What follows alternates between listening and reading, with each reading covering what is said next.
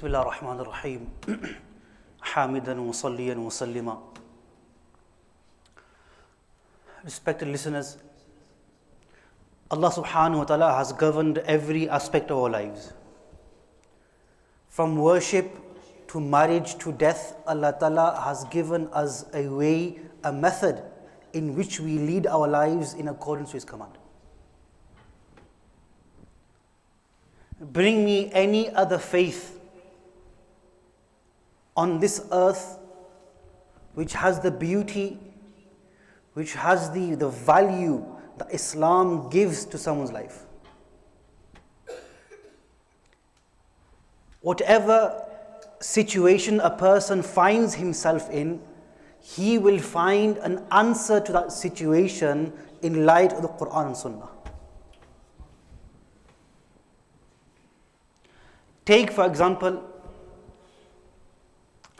I'm training to be a mental health therapist, a counselor. Alhamdulillah, I'm in my final year. Over the past 50 to 60 years, the West has promoted mental health. In the past 50 to 60 years, mental health has become somewhat important.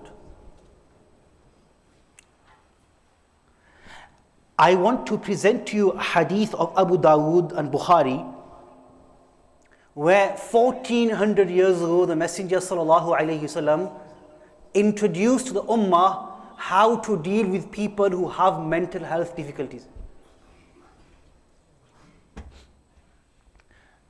The issue we have as Muslims is we don't read the seerah. And the very things Huzur alayhi salatu wasalam came to change, we've fallen back onto the very same things. If you look at what we call rusumat and the customs, many customs within our own cultures, the Messenger sallallahu alaihi wasallam came to eradicate, to remove, and we fall back onto them. One example is in many homes today, till today in many homes, if the daughter-in-law gives birth to a girl as a first child, the mother-in-law at the very least will verbally attack her daughter-in-law, or in many cases ask her son to divorce the wife. And I ask the question, did the Messenger sallallahu alaihi wasallam not come to eradicate this practice? So there are many things within ourselves that Huzur alayhi salam came to enlighten the world. Yet we ourselves as Muslims who believe in the finality of the Prophet alayhi salatu wasalam, we have still remained in the darkness. I ask the question, if any of you see a person who is mentally challenged, what do? We see him walking, coming towards us. The main thing we do is we change paths. We walk across the road. And if our child is with us, we hold his hand. Beta, don't go near him. Is this the message of Al-Islam? Bukhari and Abu Dawud. كان في عقلها شيء. A woman comes to the Messenger sallallahu alaihi wasallam, and she was mentally challenged. She had a difficulty. This was a test of Allah subhanahu wa ta'ala. And she said, Ya Rasulullah, I have a need. And he sallallahu alayhi wasallam says to her, O woman, sit in any street of Medina and I will sit with you. Who, my friends? The Messenger of Allah sallallahu alayhi wasallam, Habibu Rabbil Alameen, the beloved of all the worlds, Sarkar do Alam, Wajhe Kainat, the one for whom dunya was made. He is saying to this woman, O woman, sit in any street of Medina and I, Muhammadur Rasulullah sallallahu alaihi wasallam, I will sit with you and I will not depart until your need is fulfilled. 1400 years ago, the Messenger sallallahu alaihi wasallam demonstrated to you and I how to deal with people who have mental difficulties. Something which the West only gave importance to 50, 60 years ago. In every regard, the Messenger sallallahu alaihi wasallam is a role model. He was not only a role model when it comes to worship. Open Bukhari. Our mother Aisha, may Allah be pleased with her, she says, I saw the Messenger alayhi salatu wasalam worship to such an extent that his noble feet would become swollen. O Messenger of Allah sallallahu alayhi wasallam, why do you worship to such an extent that your feet become swollen? And the khulasa is, you have no sin. Paradise is for you. Allah has overlooked anything. And what did he say alayhi salatu wasalam?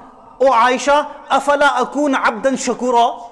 O Aisha, should I not be a grateful slave? Worship. Abu Dawud.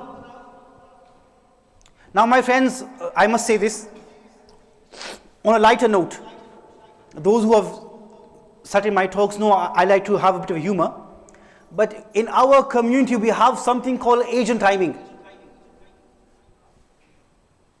And when someone comes late, we say, oh, it's Asian timing, and we laugh it off. Listen very carefully, मैं member से बात कर रहा हूँ. I am saying from the member. The concept of Asian timing is un-Islamic.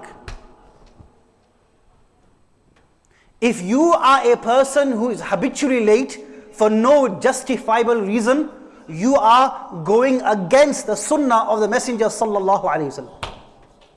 And this actually is a sign of bad character. If you are habitually late without a reason, this is bad character. Even when it came to business dealings, being on time, the Messenger sallallahu alaihi wasallam was a role model. Abu Dawud, a person comes to purchase something from the Messenger alayhi salatu wasalam, and he says, Ya Rasulullah, I have some payment left over, I'll go home, bring it back to you.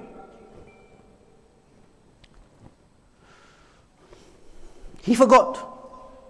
3 days later, he came back to the spot where he met the Messenger alayhi salatu wasalam. And what did the Messenger alayhi salatu wasalam say to him? You have caused me great difficulty. You gave me your word that you're going to return. I've been waiting here for you for 3 days.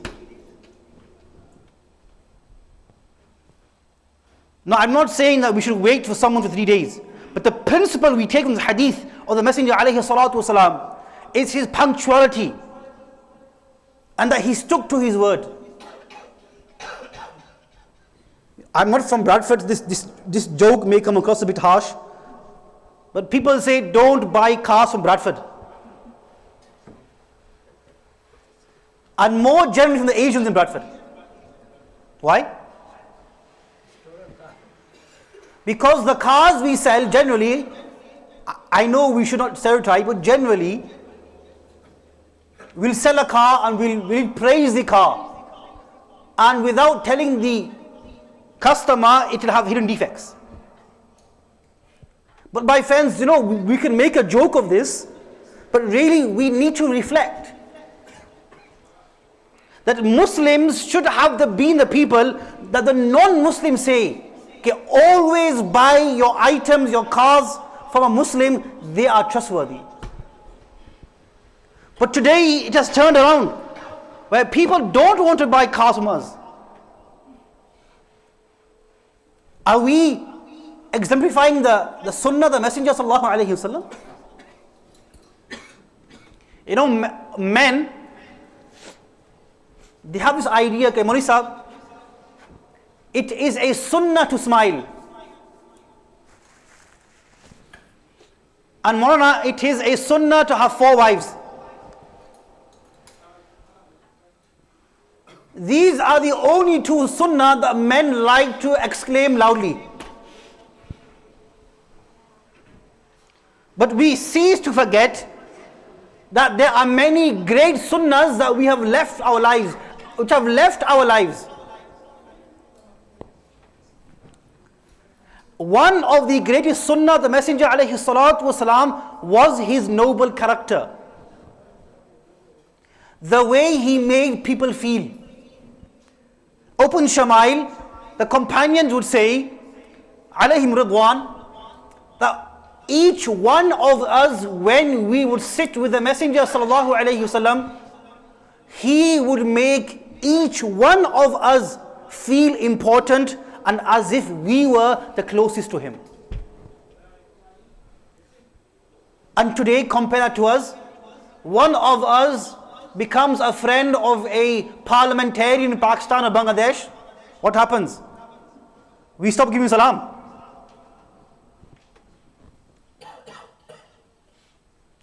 We drive a nice car, we stop giving salam.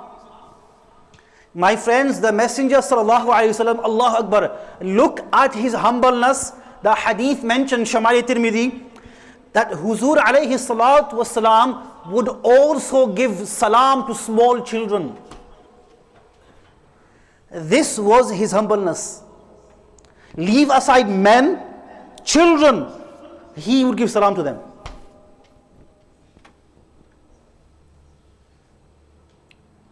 And when we look at the pious ulama, we find, for example, one of the ustads of Darul Ulum Deoband, one Azaz Ali, who is known as Shaykh al-Adab. His students mentioned regarding him that not a single student in the 10 years they studied by this ustad were ever able to give him, the ustad, salam first.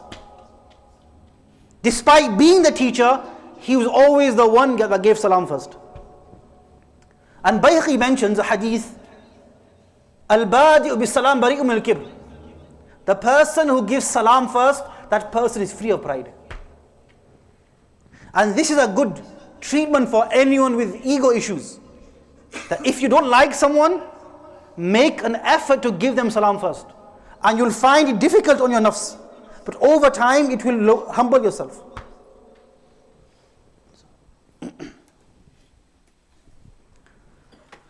So we find, my friends, in different aspects of the life of the Messenger sallallahu alaihi wasallam, a great role model for us. And the mistake we have made is we have compartmentalized and said the Messenger alayhi salatu wasalam is only for the masjid.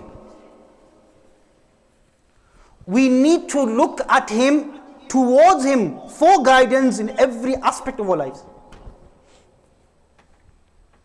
How to be a father, how to be a son, a businessman, a leader.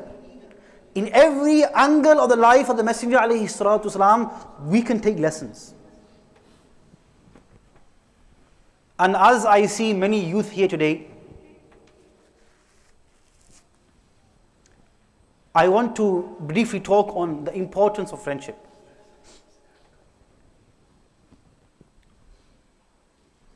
My young friends, a lot of people ask me, ke, Imam Sahab, how do we change? A lot of people want to change, but they don't know how to change. And I always say, the best way to change, or the easiest way to change, as per the Quran,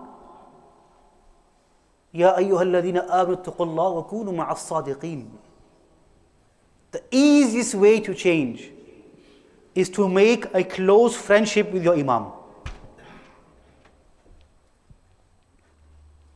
The Quran commands us, O you who believe, fear Allah and sit with the pious.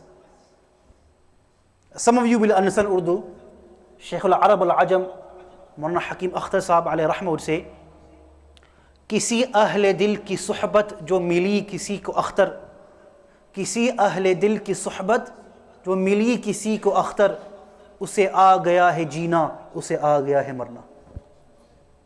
That when a person is given the company of pious ulama, that person knows how to live and he knows how to die.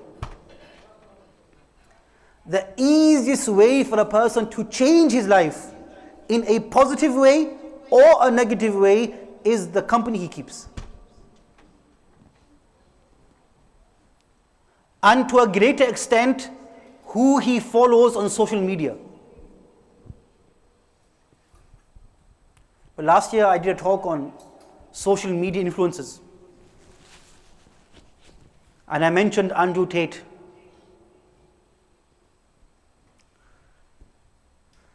And in my talk, I said that we don't need Andrew Tate to give us a direction in life. And many of my students in madrasa, some of them got upset.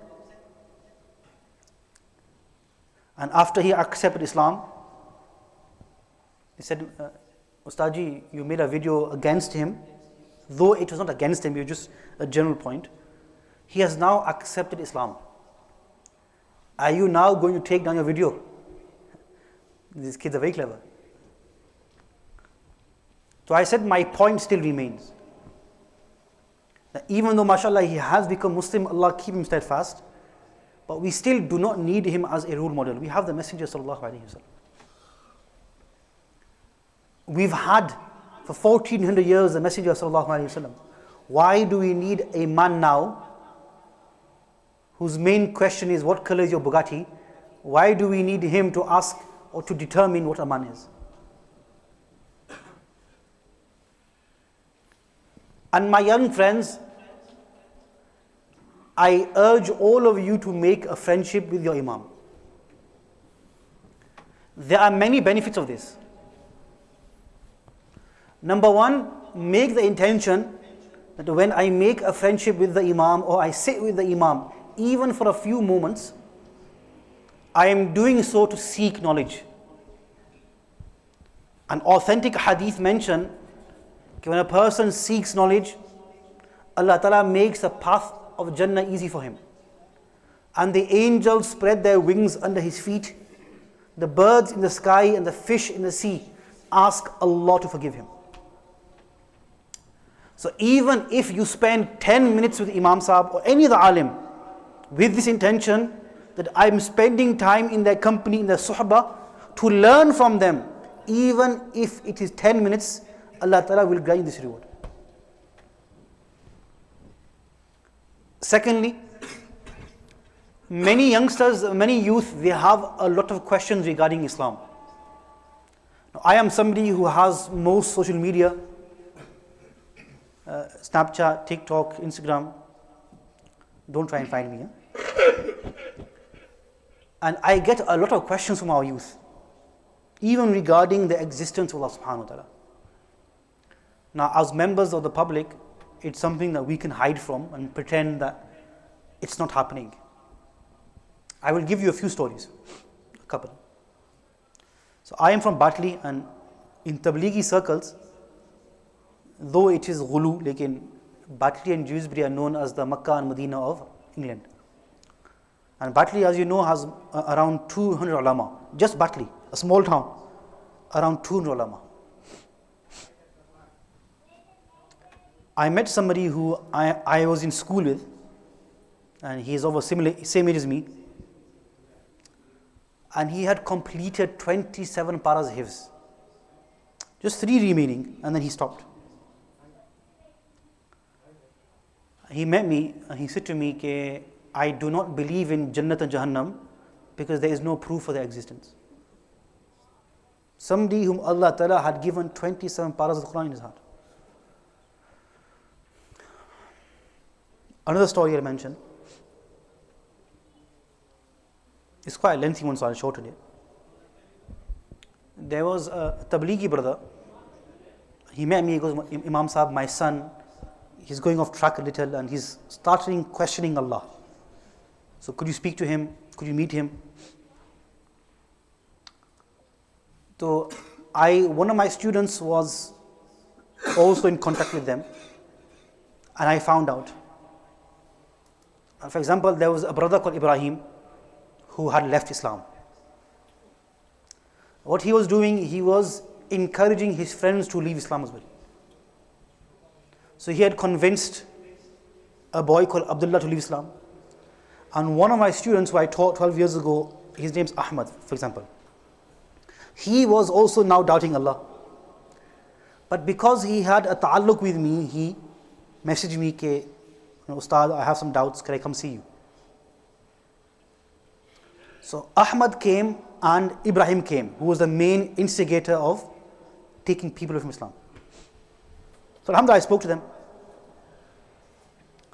Now my student Ahmad, this is 3 years ago, he was messaging me questions regarding Allah's existence. And this is not my kamal, this is bihamdillah ta'ala, the barakah of my Shaykh Hazrat Maulana Ilyas Guman Sahib Dhamma Barakatuh. Okay, this same youngster who is texting me, Ustaji, I doubt Allah's existence. One Ramadan later, he asked me, Maulana, how many rakats are there in tahajjud? Just because he had an imam he could approach. And then last Ramadan, I received a message, Salam Maulana, my name is Ibrahim, I don't remember me, I came to see you. He was the main instigator. We had a 2-hour discussion, and I want to let you know I have re-entered Islam. But let me tell you something. This story I'm telling you because the third youngster involved, Abdullah, who was the son of a Tablighi brother, it's been 5 years. Ibrahim invited him to leave Islam. Ibrahim has returned to Islam. Abdullah left Islam and he has not yet returned. Allah jisko hidayat de, Allah jisse hidayat chheen le. So my young friends, there will be some of you who have these doubts. And some of these arguments are common atheistic arguments. Time does not permit to address them. I addressed them in previous lectures, some of them online as well. Like, why does suffering exist? This is a common question. So my message to the youngsters, the youth sat here today, is if you have questions, make a friendship with your imam. This way you will feel comfortable in asking your questions. And we are here to answer your questions. If your imam sahab does not know the answer, he will say to you, okay, I'll come back to you, give me a week. We don't claim to know everything. But what we do claim to do is to care. We care. So my young friends, have a friendship with Imam Sahib. Yesterday was the last day of madrasa. I teach in Halifax. So in the past year, alhamdulillah, I have taken my students to trampoline parks, to bowling, and you may not agree with me, but I'm taking them to frame 2 today. Someone may ask, Maulana Sahib, you're taking kids to frame 2? So we're taking them to play football and then play some pool and PlayStation, because I want the children to have a positive image of madrasa. When they grow up and they reflect on their time in madrasa, they will think, oh, we loved madrasa. And my friends, if your children love madrasa, this is one anchor that will keep them firmly rooted in Islam. If they love ulama, and they love the imam, and they love their teachers, and they love madrasa, this will keep them firm in Islam. Just yesterday I received a message from one of the students. So he wrote me a letter, a 12-year-old boy. And he goes to me, Ustaji, I want to thank you. And he said, this is what he said, 12-year-old boy, I come to madrasa every day smiling because I know you will make me laugh. Now I ask you, 10 years time when this boy reflects on madrasa, what are his thoughts going to be about the masjid and Quran and Islam? And one of the main things that has pushed a lot of people away from Islam is how they were treated in madrasa when they were kids. And we have to admit, there were certain practices 50 years ago which weren't in line with Islam and have pushed people away from Islam. So now is the time to make a change. MashaAllah, I know that the committee here, Imam Sahib, are very active. So I humbly urge all of you, give time to your kids. Make them your friends. Otherwise, social media and other people will become their friends. And I finish on this. I've tried to touch on a few different topics in this bayan. In truth, each topic requires a separate bayan.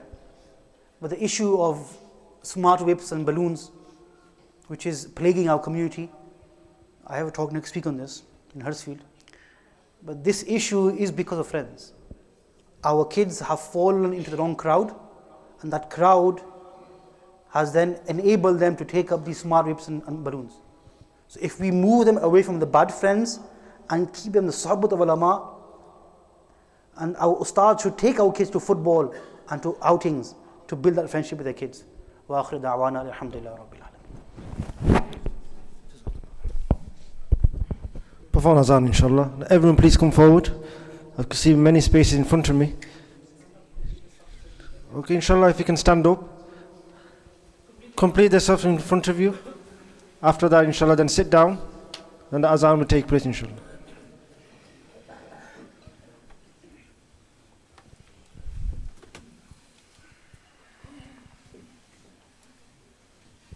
Perform the azan, inshallah.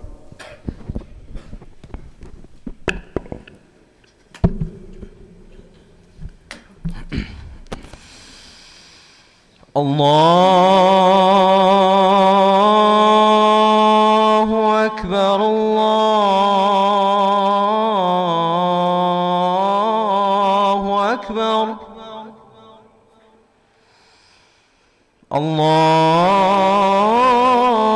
الله أكبر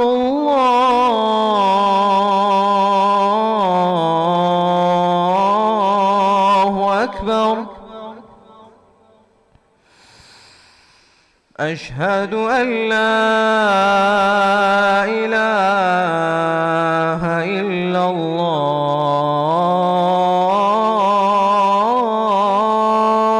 الله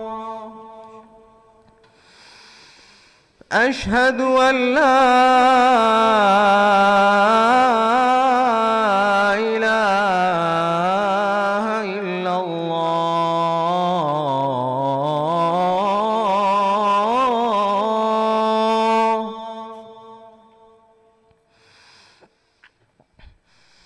أشهد أن محمدًا رسول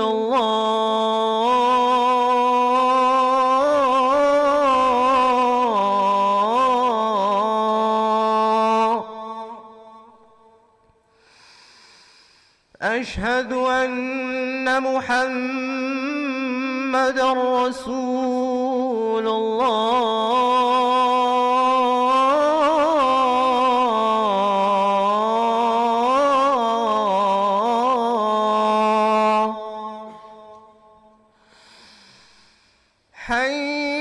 حي على الصلاة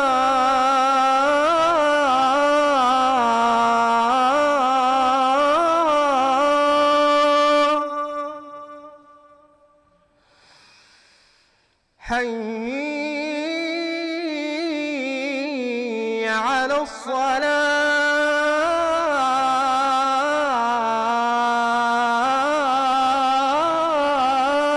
الصلاة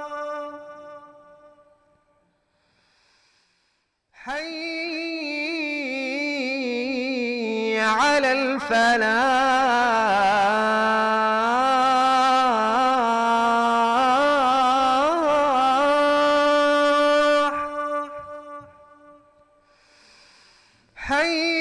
حي على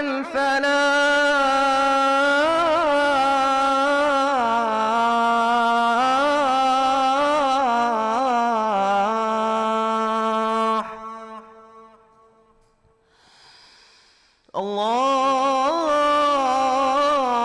الله أكبر الله أكبر لا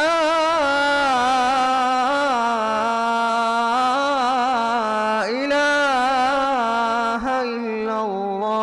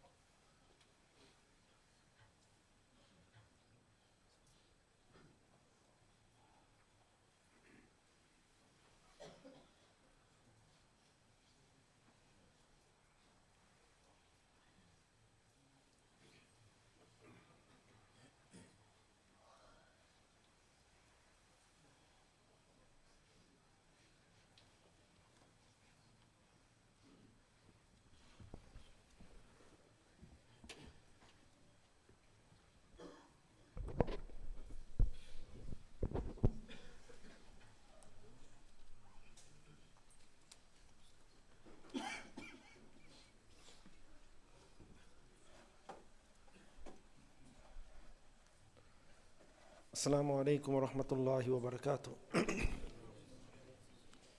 First of all, I would like to say a heartfelt Jazakallah khairan ahsan al-jaza to our Maulana Mufti Yusuf Baig Sahib, Damat Barakatuhum, for accepting our invitation and delivering a beautiful bayan. May Allah subhanahu wa ta'ala give us the tawfiq to act upon what has been said. Ameen. Also, on Saturday, 12th of August, inshallah, we have a Women and Kids Fun Day, which will take place in Prestige Hall, BD3, Veterinary Street. There will only women and children, boys up to the age of 10 years are allowed to attend.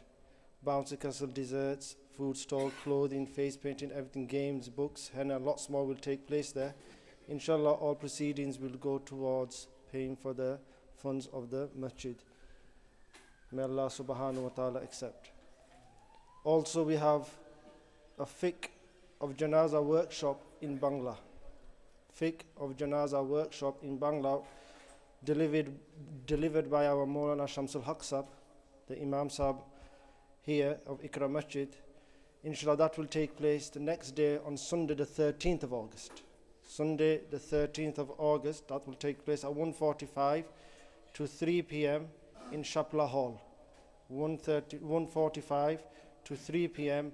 in Shapla Hall, Cornwall Terrace, BD8. Everyone is requested to participate in that gathering, especially for those who can speak on and understand Bangla, inshallah.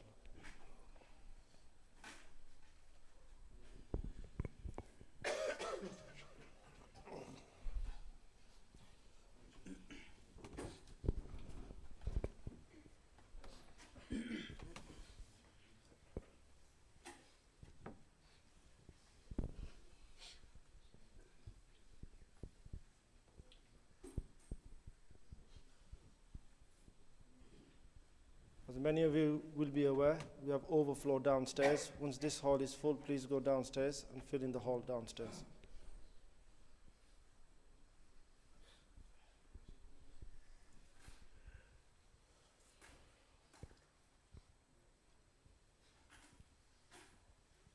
Some complaints we've had as well, some youngsters are on the phone whilst the khutbah is taking place. Please put your phones away once you get into the masjid, whether the khutbah is taking place or not.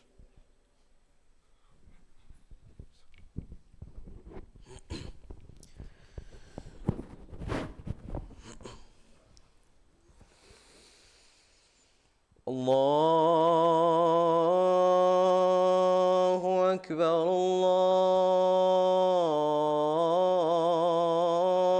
Allahu Akbar, Allahu Akbar,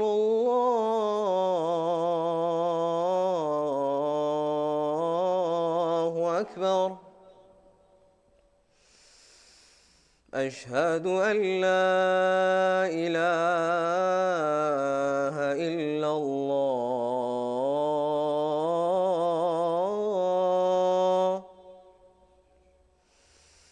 أشهد أن لا إله إلا الله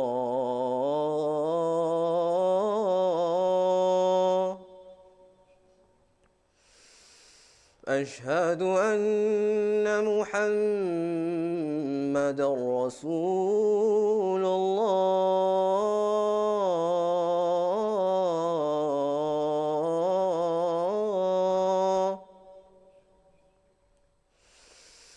أشهد أن محمدًا رسول الله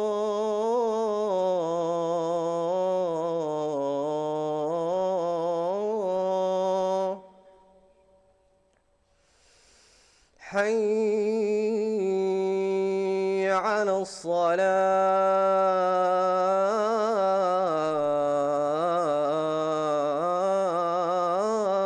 الصلاة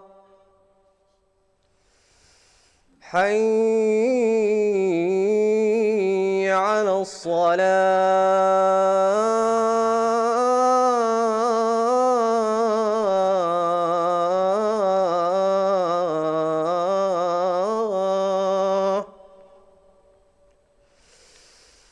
حي على الفلاح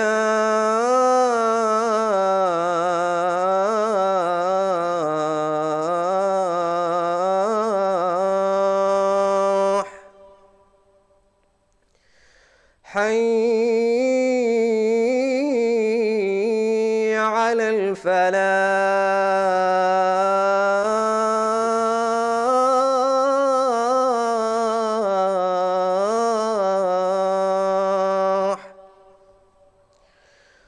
الله أكبر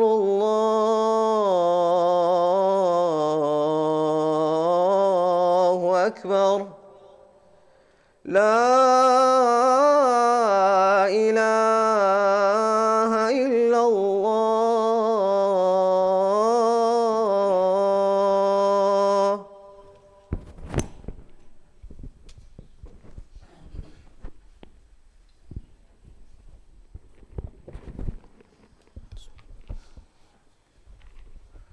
إن الحمد لله نحمده ونستعينه ونؤمن به ونتوكل عليه ونعوذ بالله من شرور أنفسنا ومن سيئات أعمالنا من يهده الله فلا مضل له ومن يضلل فلا هادي له ونشهد أن لا إله إلا الله ونشهد أن محمدا عبده ورسوله صلى الله تعالى عليه وسلم.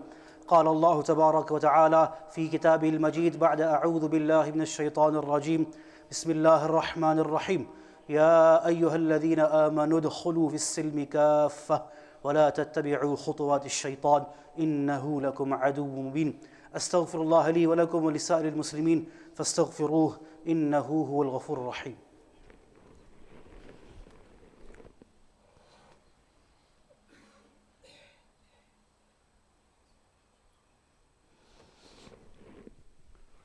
الحمد لله رب العالمين والصلاة والسلام على أشرف الأنبياء والمرسلين. قال الله تبارك وتعالى إن الله وملائكته يصلون على النبي يا أيها الذين آمنوا صلوا عليه وسلموا تسليما. اللهم صل على محمد النبي الأمي وعلى آله وسلم تسليما. اللهم أيد الإسلام والمسلمين. اللهم انصر من نصر دين محمد صلى الله عليه وسلم وجعلنا منهم واخذل من خذل دين محمد صلى الله عليه وسلم ولا تجعلنا منهم. عباد الله رحمكم الله، إن الله يأمر بالعدل والإحسان وإيتاء ذي القربى وينهى عن الفحشاء والمنكر والبغي يعظكم لعلكم تذكرون. اذكروا الله يذكركم ودعوه يستجب لكم ولذكر الله تعالى أعلى وأولى وعز وأجل وتم وأكبر والله يعلم ما تصنعون.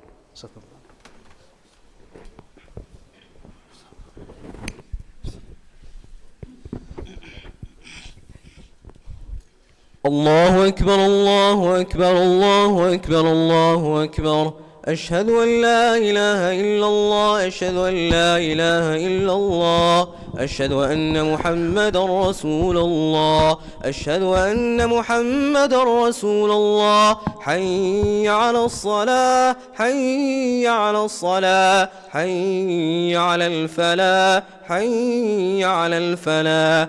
قد قامت الصلاة قد قامت الصلاة. الله أكبر الله أكبر لا إله إلا الله.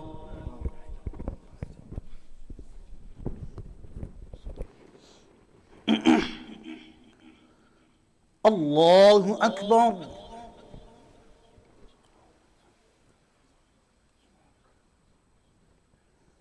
الحمد لله رب العالمين الرحمن الرحيم مالك يوم الدين إياك نعبد وإياك نستعين اهدنا الصراط المستقيم صراط الذين أنعمت عليهم غير المغضوب عليهم ولا الضالين.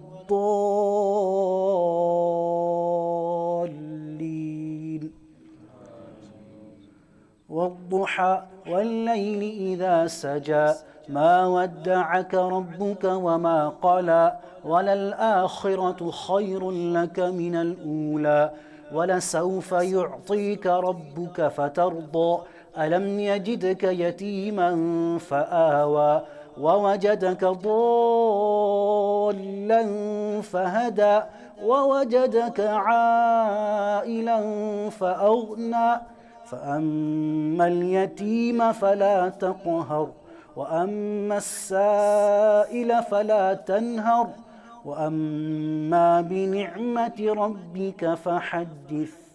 الله أكبر.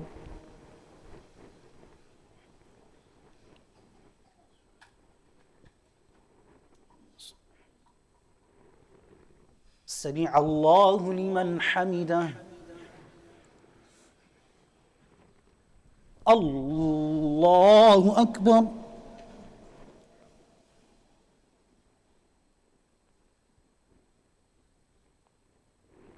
الله أكبر. الله أكبر.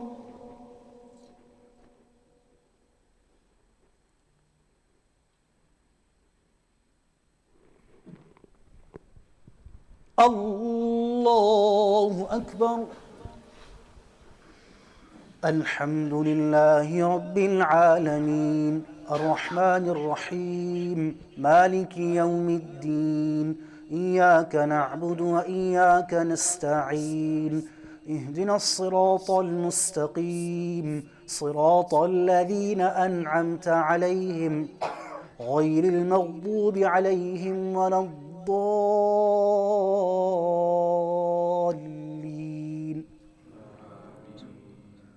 ألم نشرح لك صدرك ووضعنا عنك وزرك الذي أنقض ظهرك ورفعنا لك ذكرك فإن مع العسر يسرا إن مع العسر يسرا فإذا فرغت فانصب وإلى ربك فارغب.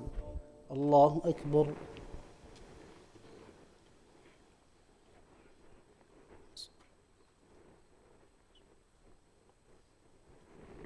سمع الله لمن حمده. الله أكبر.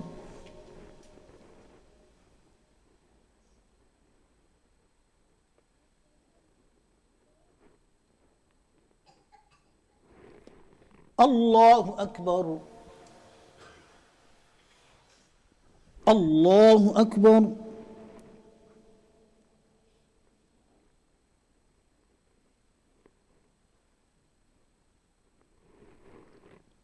الله أكبر.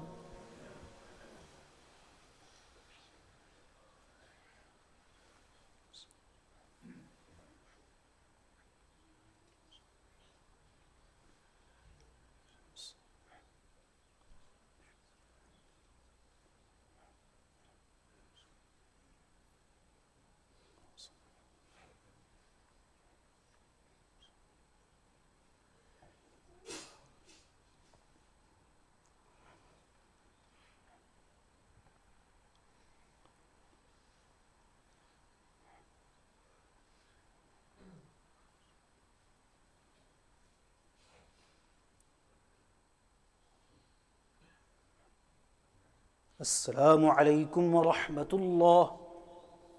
السلام عليكم ورحمة الله.